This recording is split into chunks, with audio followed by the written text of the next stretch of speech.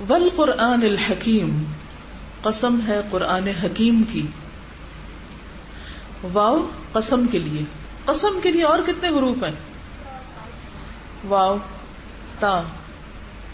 والقرآن الحکیم، قسم ہے قرآن حکیم کی. اور آپ نے قسم کا قاعدہ پڑھا ہے کہ جہاں حرف قسم ہوتا ہے وہاں اور کیا ہوتا ہے؟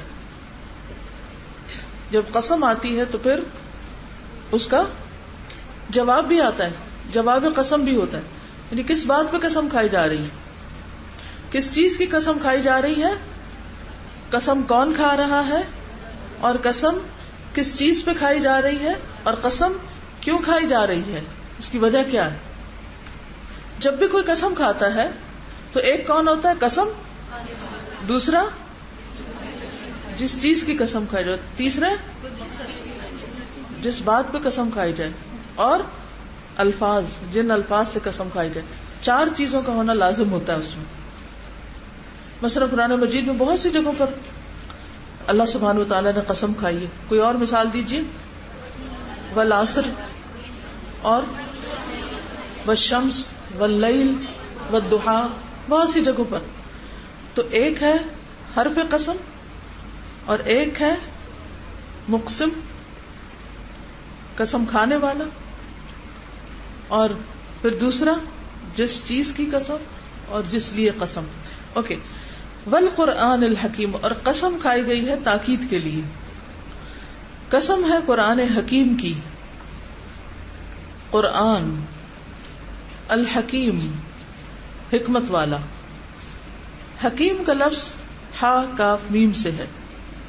حکیم کے 2 معنی یہاں کیے گئے ہیں.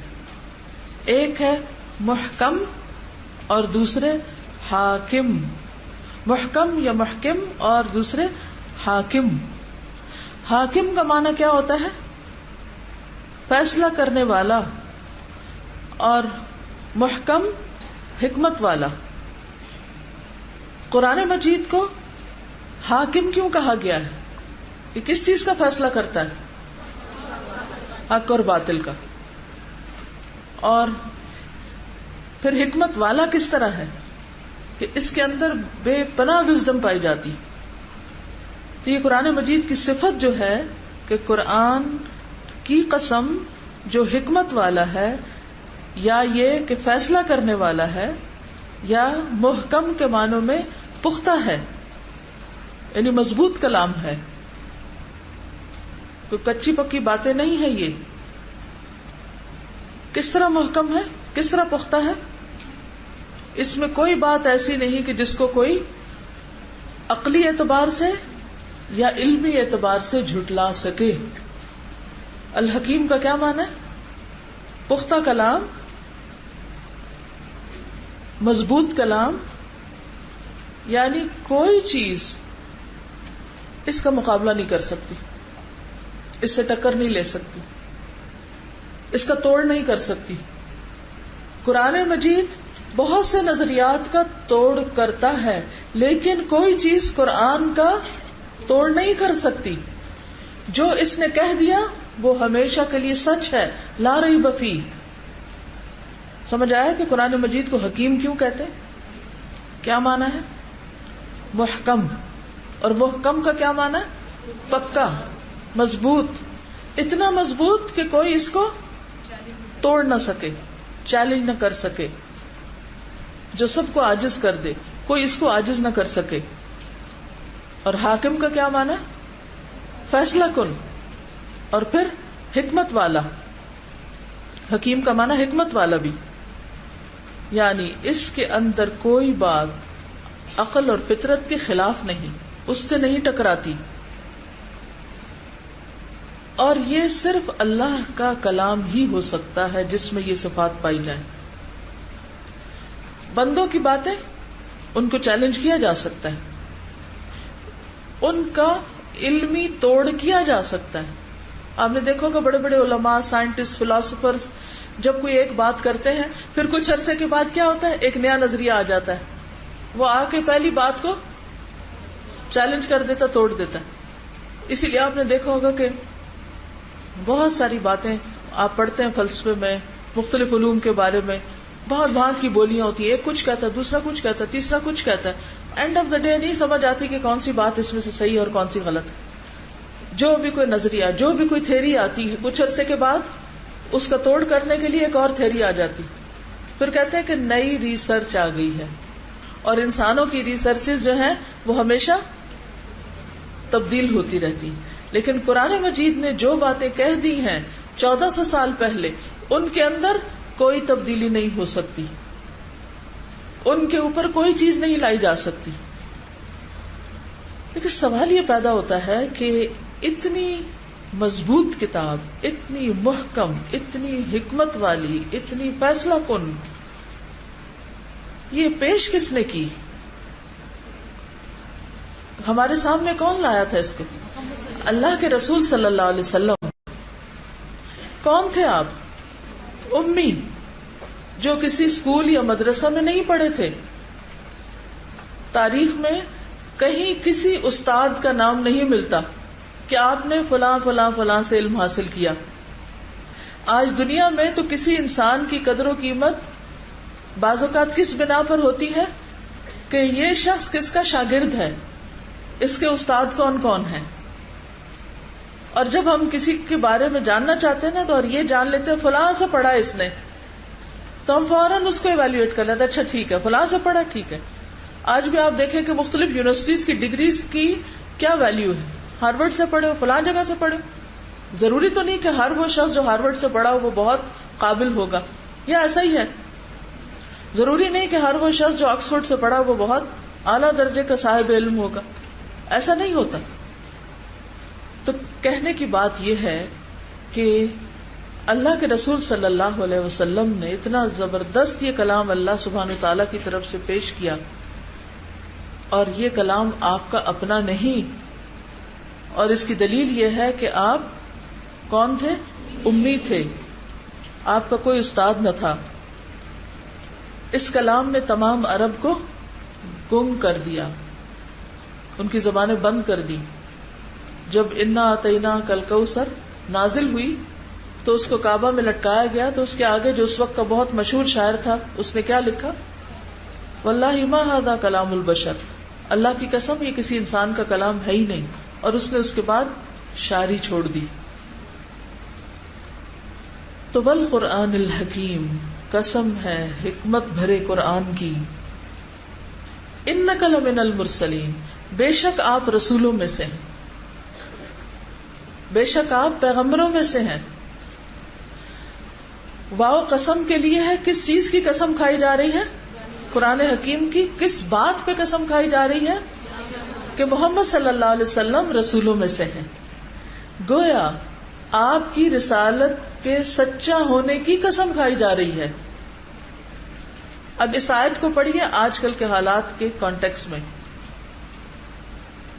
جب دنیا میں بہت سارے لوگ آپ کو رسول ماننے کو تیار نہیں، کیونکہ اگر وہ مانتے ہوتے تو وہ جرت بھی نہ کرتے، وہ سوچتے بھی نہ کہ وہ آپ کے ایسے کچھ خاکے بناتے، وہ ایسی کوئی بات بھی زبان سے نہ نکالتے، شاید ایسا کوئی خیال بھی دل سے نہ گزرتا،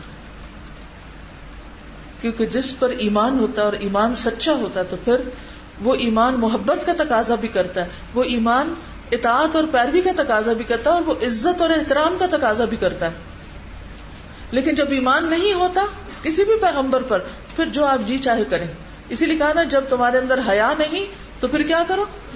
جو جی چاہے کرو۔ اور حیا نہ ہو تو پھر کیا ہوتا ہے؟ ایمان بھی نہیں ہوتا، ایمان نہ ہو تو حیا بھی نہیں ہوتا۔ یہ سب کچھ دنیا میں کیوں ہو رہا ہے؟ کیونکہ حیا ہی نہیں، اور حیا کیوں نہیں؟ ایمان نہیں۔ کیونکہ بات یہ ہے کہ جس کے اندر حیا ہوگا وہ تو ایسی بات سوچ بھی نہیں سکے گا، ایسا مقابلہ کرنا کرانا تو دور کی بات، اس کے تو خیال سے بھی یہ بات نہیں گزر سکتی کہ اتنی محترم شخصیت کے بارے میں ایسی کوئی بات کہی بھی جائے۔ تو آپ دیکھیے نا اس وقت دنیا میں جو ایک وبا پھیلی ہوئی ہے ایمان نہ ہونے کی، اس کی کیسی کیسی خرابیاں انسان دیکھ رہے ہیں، اس کے نتیجے میں کیسی کیسی حرکتیں انسانیت کر رہی ہیں۔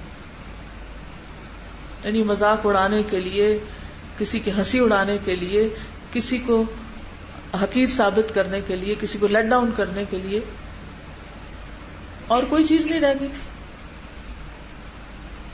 کہ اللہ کے ایک پیغمبر ہی کے بارے میں یہ سب کچھ کرنا تھا. یعنی یہ ایسی باتیں نا جن کو عقل بھی نہیں مانتی. دین، مذہب، شریعت تو ایک طرف رکھیے، عقل بھی نہیں مانتی کہ جو انسان دنیا میں اتنا بڑا انقلاب لایا ہو اور اتنا پیسفل انقلاب، اور جس نے انسانوں کی سوچ اور ذہن کا دھارا بدل دیا ہو، جس نے انسانیت کو اتنا کچھ دیا ہو، اس کے بارے میں ایسی مذموم جسارت. تو بات یہ ہے کہ صرف آج نہیں، اس دور میں بھی لوگ آپ کو کیا کہتے تھے؟ اس دور میں بھی آپ کی ہنسی اڑاتے تھے اور آپ کو مجنون کہتے اور آپ کو شاعر کہتے، دیوانہ کہتے. اور سب سے بڑی بات یہ کہ وہ آپ کو رسول ماننے کو تیار نہیں تھے، اور وہ کہتے تھے لست مرسلا، آپ نہیں بھیجے گئے، ہم نہیں آپ کو رسول مانتے. تو اللہ سبحانہ و تعالی نے ایک طرف نبی صلی اللہ علیہ وسلم کو تسلی دی کہ آپ یقیناً رسولوں میں سے ہیں، اور دوسری طرف لوگوں کو یقین دہانی کرا دی. کس بات کی؟ کہ تم مانتے ہو یا نہیں مانتے، قرآن گواہی دے رہا ہے جو حکمت والی کتاب ہے. کس بات کی گواہی؟ کس بات پہ قسم کھا رہا ہے؟ کہ محمد صلی اللہ علیہ وسلم یقیناً رسولوں میں سے ہیں. اب دیکھیے کہ جب دنیا کی اکثریت ایسی حرکتیں کرنے لگتی ہے نا، اور ہر طرف ایک طوفان اٹھ کھڑا ہوتا ہے ایسی باتوں کا، تو بعض لوگ جن کے ایمان ڈاواں ڈول ہوتے ہیں وہ سوچنے بھی لگ جاتے ہیں، یا بعض اوقات ایسے پروپیگنڈے سے مروب بھی ہونے لگتے ہیں. تو اس موقع پر قرآن پاک کے یہ حصے انسان کی ایمان کو مضبوط کرتے ہیں. آپ کے حق پر ہونے کی سب سے بڑی گواہی بھی سب سے بڑی ذات نے دی، اور وہ اللہ رب العزت کی ذات، کہ والقرآن الحکیم. اللہ تعالیٰ یہ بات ویسے بھی تو بتا سکتے تھے کہ لوگوں یقین رکھو کہ محمد صلی اللہ علیہ وسلم سچے رسول ہیں، لیکن اللہ سبحانہ تعالیٰ نے قسم کھا کے بات کہی. اور پھر کس چیز کی قسم کھائی؟ قرآن پاک کی. کیوں قرآن پاک کی قسم کھائی؟ کہ قرآن پاک آج بھی ہمارے سامنے ہے، اور قرآن مجید ایسی کتاب ہے کہ جو ایک معجزہ ہے، انسانوں کو عاجز کر دینے والی ہے، اور ہر دور میں اپنے اندر ایسے مضبوط دلائل رکھتی ہے یہ کتاب کہ کوئی اس کو چیلنج نہیں کر سکتا. تو یہ کتاب گواہی دیتی ہے. اس کتاب کی قسم کھا کے اللہ سبحانہ تعالیٰ نے آپ کی رسالت کو ثابت کیا ہے، اس کے حق میں گواہی دی ہے. اور پھر مزید تفصیل کہ علی صراط مستقیم، آپ سیدھے رستے پر ہیں. لوگ جانے یا نہ جانے، لوگ سمجھے یا نہ سمجھے، لوگ مانے یا نہ مانے، لوگ اسے قبول کریں یا نہ کریں، لوگ اس کی قدر کریں یا نہ کریں، لوگ اس کا مذاق اڑائیں یا کچھ بھی کریں، لیکن آپ اس بات پر یقین رکھیں اور آپ کے ماننے والے اس بات پر یقین رکھیں کہ علی صراط مستقیم، آپ بالکل درست کام کر رہے ہیں اور بالکل صحیح رستے پر. آپ کا بتایا ہوا طریقہ، آپ کا لایا ہوا دین بالکل درست دین ہے. اور یہ بھی کہاں سے پتہ چلتا ہے؟ قرآن حکیم سے. جس کو یہ جاننا ہو کہ محمد صلی اللہ علیہ وسلم اللہ کے رسول تھے یا نہیں، جس کو یہ معلوم کرنا ہو کہ آپ سیدھے راستے پر تھے یا نہیں، اس کو کیا کرنا چاہیے دلیل کے لیے، حقیقت جاننے کے لیے؟ قرآن مجید کو پڑھ کے دیکھو، یہ تمہیں بتائے گا محمد کون تھے صلی اللہ علیہ وسلم، اور وہ کیوں آئے تھے، اور وہ کیا لائے تھے، اور ان کا مقام کیا ہے. تو خلاصہ کیا ہے؟ جو دنیا بھر میں آفت آئی ہوئی ہے، اس کے لیے حل کیا ہے؟ کیا کریں پھر؟ کرنے کا کام کیا ہے؟ نہ صرف یہ کہ خود پڑھیں بلکہ اوروں تک بھی اس کو لے جائیں، اوروں کو پڑھائیں، اوروں کو بتائیں، اوروں تک پہنچائیں.